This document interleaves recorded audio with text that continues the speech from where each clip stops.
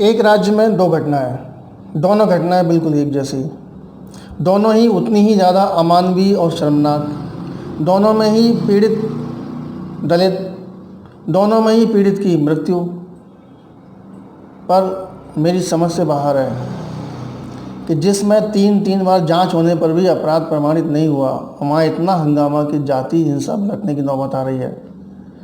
और जहाँ अपराध प्रमाणित हो गया कि इतना बीभत्स था कि उसका लीवर फट गया और आंतें घायल हो गई, वहाँ बात डीएम लेवल तक ही सिमट के रह गई। एक तरफ 25 लाख रुपए, मकान, नौकरी, सीबीआई जांच के बावजूद लोग असंतुष्ट हैं, और दूसरी तरफ मात्र 6.5 लाख रुपए लेकर लोग संतुष्ट हैं।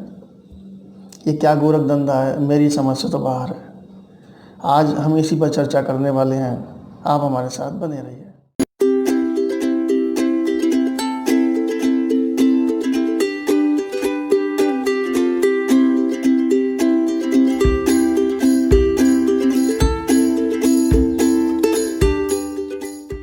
नमस्कार दोस्तों, आज हम समाज और राजनीति के एक पाखंड को बेनकाब करने जा रहे हैं। कृपया पार्टियों के जो भक्त हैं, जिनको सच्चाई सहन नहीं होती और जिन्हें किन्हीं व्यक्तियों की पूजा करके अपना कुछ कैरियर बनाना है, वो कृपया इस वीडियो को ना देखें। बहुत ही दर्दनाक, शर्मनाक पहलू सामने आ रहा है। गौर करने की बात है, एक ही प्रदेश है उत्तर प्रदेश, जिसकी राजधानी लखनऊ। पूर्वी हिस्से में बलरामपुर है, पश्चिमी हिस्से में हाथरस है। दोनों के बीच की दूरी लगभग 550 किलोमीटर है। दोनों जगह एक ही तरह का अपराध होता है, दलित लड़की के साथ गलत काम होता है।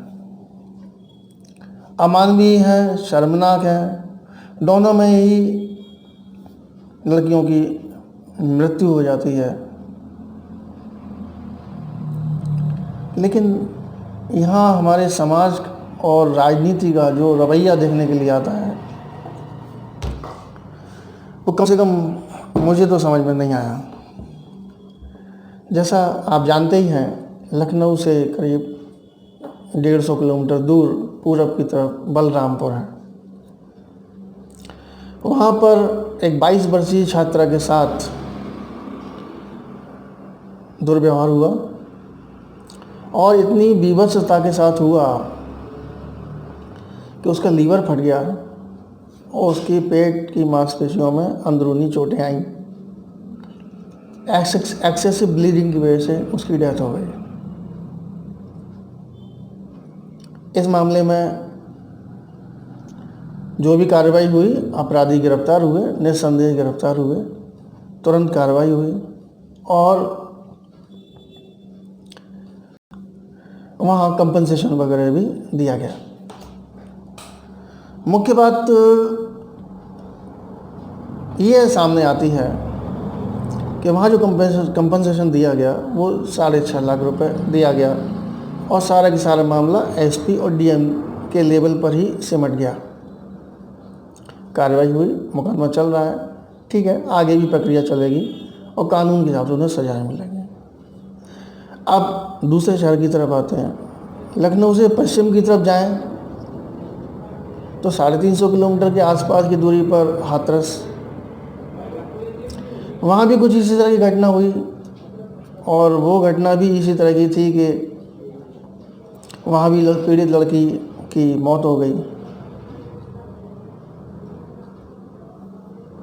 अब यहीं से दोनों ही घटना अमानवीय हैं। देखिए, मैं कहता हूँ कि दोनों ही घटना अमानवीय हैं, शर्मनाक है, इंसानियत पर धब्बा है। लेकिन ये दोनों ही घटनाओं पर हमारे समाज का, ख़ास तौर से पॉलिटिशियन का जो रिएक्शन है, वो बहुत ही घिनौने रूप में सामने आता है। हम देश के नेता होने की बात करते हैं, किसी भी पार्टी के हों, हमाम में सब नंगे। यहाँ पार्टी की तो बात ही नहीं हो रही। किसी भी पार्टी के लोग हों, देश के नेता होने की बात करते हैं, ढोंग करते हैं उनकी सहायता करने का। लेकिन स्थिति कभी बदलती नहीं है। एक तरफ 3 लेवल पर जांच होने के बावजूद रेप होना प्रमाणित नहीं हो रहा। मौत हुई, उसके संग मारपीट हुई, ये प्रमाणित है, लेकिन रेप होना प्रमाणित नहीं हो रहा है। उसके बावजूद वहाँ इतना हंगामा है कि सभी पार्टियों ने उसे टूरिस्ट प्लेस बना दिया।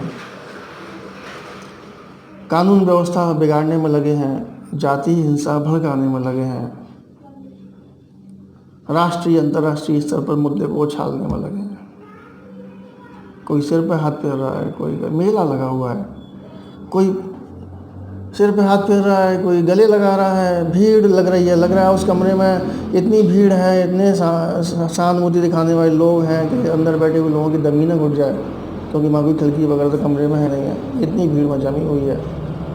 और चैनल वाले पत्रकारों की बंदर जैसी उछल कूद, कोई छत पे से माइक लेके बैठा है, कोई टॉयलेट में माइक लेके बैठा है, कोई खटिया के नीचे माइक लेके बैठा है। बड़ी अजीबोगरीब स्थितियाँ देखने के लिए आ रही हैं।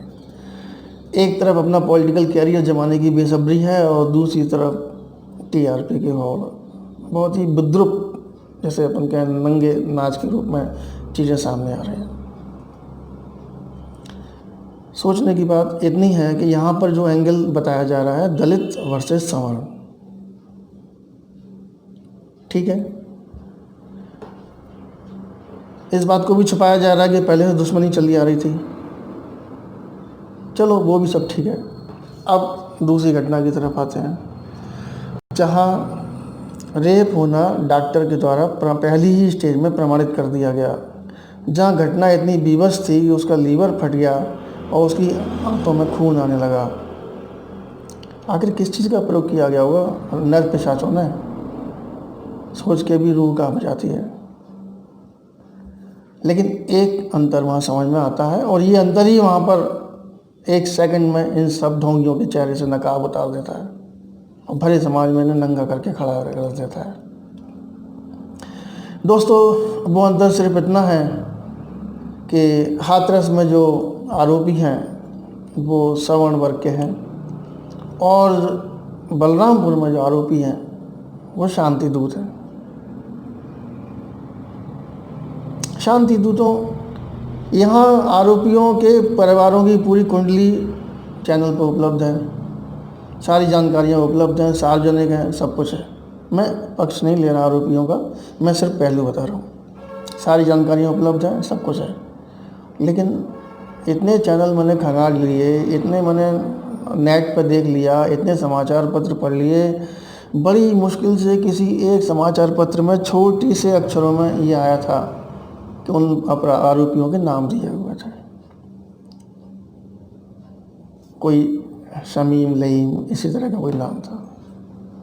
उनका मैं जिक्र करके यहाँ आपको शर्मिंदा नहीं करना चाहता, लेकिन वहाँ यहाँ नाम भी छुपाए जा रहे हैं। एक भी पॉलिटिकल पार्टी का एक भी नेता तो छोड़ो, कार्यकर्ता भी वहाँ नहीं पहुँचा आंसू पहुँचने के लिए। क्या वो दलित नहीं थे? क्या वो लड़की उनकी लड़की ने जान नहीं दी? लेकिन वहाँ कोई नहीं पहुँचा। क्यों? क्योंकि सवर्ण और दलित के बीच में खाई पैदा करके दलितों के वोट लेना ज़रूरी है। वहाँ अगर इंसाफ मांगने के लिए जाएंगे तो दलित भले ही थोड़े बहुत खुश हों, लेकिन मुस्लिम नाराज़ हो जाएंगे। तो इतनी रिस्क कौन ले? बड़ी शर्मनाक स्थिति है, बहुत ही ज़्यादा निंदनीय और लेवल तक पहुंच गया है हमारी राजनीति और पत्रकारिता की, तो आप पूछो ही मत। जो पत्रकारिता की कुछ समय पहले बहुत साख थी, इन चैनलों ने तो कसम से बहुत ज़्यादा गिरा दी। इतना ज़्यादा नंगनाच है, इतना ज़्यादा झूठ और परोसा जा रहा है, इतना ज़्यादा एक पक्षी चीज़ें दिखाई जा रही हैं, देख के आश्चर्य होता है। एक तरफ प्रमाणित बलात्कार के बावजूद कोई नाम तक बताने को तैयार नहीं है कि किन नर पिशाचों ने दुष्कृत्य किया, क्योंकि उन्हें पता है कि नाम बताने से, न्याय मांगने से हमारे कुछ वोट कट जाएंगे और जहाँ वोट मिलने की उम्मीद है वहाँ कितना मेला लगा हुआ है आप देख ही रहे हैं, बताने की कोई ज़रूरत नहीं है। तो दोस्तों ऐसे मामलों में क्या कहा जाए, सिर्फ देखने और समझने की बात है। जब चुनाव आएंगे, समय आएगा और हमारे हाथ में वो शक्ति होगी तो हम उस शक्ति का अपने विवेक से प्रयोग करेंगे और ऐसे ढोंगियों को अपना सही स्थान दिखाने का प्रयास करेंगे। इस मामले पर आपकी क्या राय है, हमें ज़रूर बताइएगा। क्या आपको उचित लगता है कि कुछ वोट कट जाएंगे इस डर से शांति प्रिय कुछ खास समुदाय के लोगों के लिए वहाँ जाके न्याय ना मांगना और शांति रखना सही है, और एक जगह वोट मिल जाएंगे, एक कैरियर बनेगा, सोए पड़े बर्बाद कैरियर को नई दिशा मिलेगी, वहाँ इतना नाटक करना आपके विचार से सही है या गलत है? आप अपनी राय हमें ज़रूर बताइएगा।